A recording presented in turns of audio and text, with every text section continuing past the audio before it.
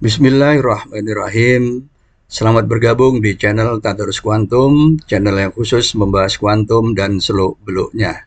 Pada video TK-17, saya akan menjelaskan osilator harmonik kuantum bagian A.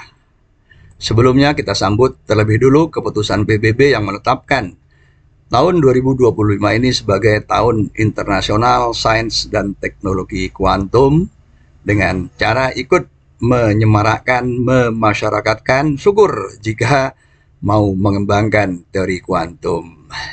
Nah, mari kita mulai membahas osilator harmonik kuantum yang merupakan sistem satu dimensi yang paling rumit dibanding sistem sebelumnya, ya. Nah, karena kita membahas sistem kuantum, maka kita berangkat dari persamaan Schrödinger. Nah, osilator harmonik itu terdiri dari pegas dengan konstanta K, massa balok M, dengan frekuensi omega, dan jika ditarik balok dari posisi timbang sejauh X, maka energi potensialnya itu adalah setengah Kx. Karena itu, persamaan Schrödinger bagi osilator harmonik itu berbentuk seperti ini, ya. Nah, inilah persamaan Schrödinger untuk osilator harmonik. Masalah selanjutnya adalah menentukan solusi, yakni fungsi gelombang V dan energi E, ya, bagi osilator harmonik. Nah, langkah pertama kita sederhanakan terlebih dulu persamaan Schrödingernya dengan mengganti K ke omega, kemudian dengan perubahan variabel X ke Z, dan kita kalikan dengan 2 per H coret omega, dan tuliskan 2E per H coret omega sama dengan lambda. Maka persamaan Schrödingernya menjadi sederhana seperti ini. Nah, untuk menyelesaikan, kita tinjau dulu syarat batas. Ya, ini yang membedakan dari yang pertama. Jadi, solusi umum belum diperoleh, tapi kita sudah tentukan dulu syarat batas, yaitu di ekstrim kanan dan kiri plus minus tak hingga, fungsi gelombangnya harus lenyap karena balok hanya ada di sekitar titik setimbang X sama dengan 0. Dan ini dipenuhi oleh fungsi eksponensial negatif eta Z kuadrat dengan eta konstanta positif, ya. Nah, jika kita substitusi ke persamaan kiri bawah, kita peroleh bentuk seperti ini, dan ini selalu dipenuhi jika eta sama dengan setengah dan lambda sama dengan 1. Karena itu fungsi U-nya itu sama dengan eksponensial negatif Z kuadrat per 2. Dan P-nya adalah fungsi ini tadi dikalikan fungsi sembarang F, ya. Nah, jadi masalah berikutnya adalah menentukan apa bentuk fungsi F ini. Nah, karena itu kita substitusi, kita turunkan 2 kali terhadap Z, kita peroleh bentuk seperti ini, maka kemudian kita substitusi, ya, sehingga persamaan ini menjadi seperti ini, ya. Nah, eksponensialnya kita faktorisasi, ya, sehingga kemudian kita dapatkan persamaan baru bagi F, ya. Nah, persamaan ini kita selesaikan dengan metode ekspansi deret, ya, hingga suku tak hingga. Jadi masalah sekarang adalah menentukan CS itu seperti apa. Nah, kita turunkan F terhadap Z, kemudian kita kalikan dengan 2Z, ya, suku yang kedua dari persamaan diferensial. Nah, kemudian turunan keduanya kita nyatakan dalam bentuk seperti ini, sehingga persamaan diferensial ini sekarang menjadi berbentuk seperti ini. Nah, persamaan ini akan selalu dipenuhi jika koefisien dari ZK itu sama dengan 0. Nah, kita punya hubungan koefisien sekarang ya, seperti ini. Nah, kita tuliskan dalam bentuk seperti ini. Ini adalah hubungan rekursif ya. Nah, jika kita ambil K sama dengan N dan 2N min lambda min 1 sama dengan 0 atau lambda min 1 itu sama dengan 2N ya, maka persamaan diferensialnya ini akan berubah ya menjadi berbentuk seperti ini, dan ini tidak lain adalah persamaan diferensial Hermite ya. Nah, dengan pengambilan K sama dengan N dan 2N min lambda min 1 tapi sama dengan 0, maka Cn plus 2 dibagi Cn itu juga akan sama dengan 0. Artinya Cn plus 2 ke atas itu akan sama dengan 0, sehingga fungsi f-nya itu sekarang berhenti pada suku ke n, karena suku di atas n itu sama dengan 0 ya. Nah, jadi sekarang deretnya deret berhingga gitu. Nah,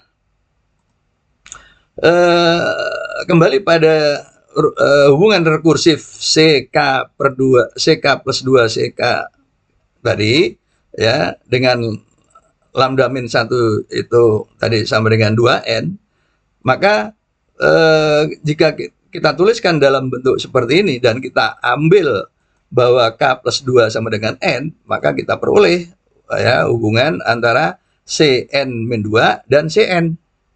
Nah, kemudian jika kita nyatakan K plus 2 sama dengan N min 2, itu kita dapatkan Cn min 4 terhadap Cn min 2. Nah, sementara Cn min 2 itu sudah dinyatakan dalam Cn, sehingga Cn min 4 dapat kita nyatakan dalam Cn. Nah, jika proses ini kita lanjutkan pada Cn min 6, ya, kita mempunyai hubungan terhadap Cn seperti ini, dan Cn min 8 itu terhadap Cn itu mempunyai bentuk seperti ini, dan kita sudah mulai melihat pola ya. Cn min 8, n itu adalah 8 itu adalah 2 kali 4. Nah, jadi di sini ada min 1 pangkat 4, kemudian penyebutnya 2 pangkat 2 kali 4, lalu 4 faktorial ya. Nah, pembilangnya n kali n min 1, n kali n min 2, hingga kali n min 7. 7 adalah 8 kurang 1. Nah, sehingga kalau kita ambil bentuk umum Cn min 2J, berarti min 1 pangkat J, 2 penyebutnya adalah 2 pangkat 2J, kemudian J faktorial ya. Nah, pembilangnya n kali n min 1 dan seterusnya. Kemudian kita kalikan ya dengan bentuk ini supaya kemudian kita peroleh bentuk yang sederhana.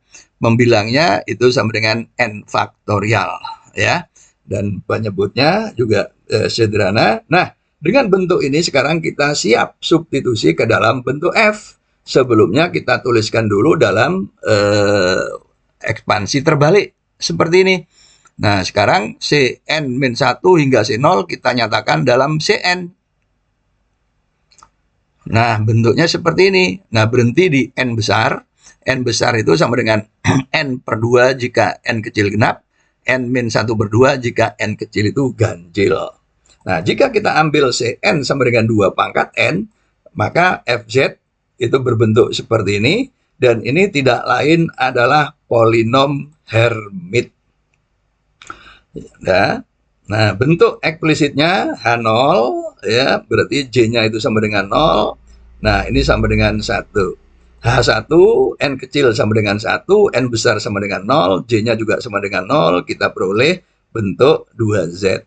Nah, kita lanjutkan, H2, berarti N kecil sama dengan 2, N besar sama dengan 1. Berarti J-nya berjalan 0 dan 1, sehingga kita dapatkan bentuk seperti ini. Demikian juga dengan H3, N besarnya sama dengan 1, ya, tapi N kecilnya sama dengan 3. Nah, J-nya berjalan 0 dan 1, dan diperoleh fungsi seperti ini. Baru di H4 N besarnya sama dengan 2, jadi J-nya berjalan 0, 1, dan 2, sehingga kemudian kita peroleh bentuk fungsi seperti ini, dan H5 itu N besarnya juga sama dengan 2, jadi J-nya itu 0, 1, dan 2, sehingga H5 itu sama dengan fungsi ini. Nah, menariknya Hn itu bisa dinyatakan dalam bentuk apa yang lain ya, yang relatif sederhana seperti ini ya. Nah, ini nanti kita gunakan ketika mengevaluasi yang lain ya. Nah, bentuk eksplisitnya itu dapat kita terapkan secara langsung. H0 berarti tanpa turunan. Kalau tanpa turunan ya udah sama dengan 1. H1 turunan sekali, turunan sekalinya sama dengan ini ya. Nah, H2 turunan kedua, turunan pertama turunkan lagi sama dengan ini, dan seterusnya ya, hingga H4 dan H5. Jadi diperoleh bentuk yang persis sama dengan formula yang lain ya, yang sederhana gitu.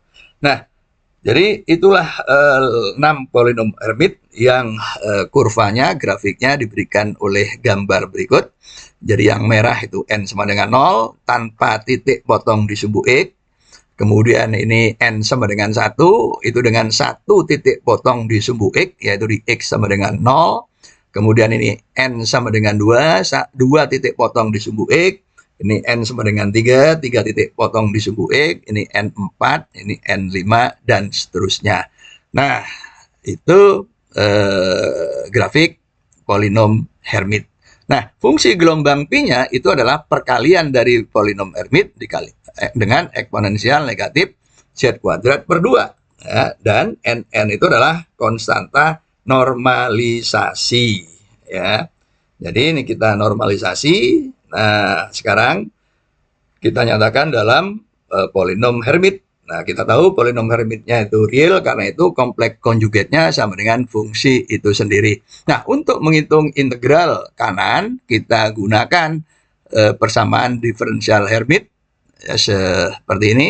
Dan kita nyatakan dua suku pertama itu dalam bentuk kompak ini. Ya, kemudian kita kalikan dengan eksponensial negatif Z kuadrat. Ya, diperoleh bentuk seperti ini untuk Hn. Sedangkan untuk Hm, ya kita ganti N dengan M. Nah, yang pertama kita kalikan dengan Hm.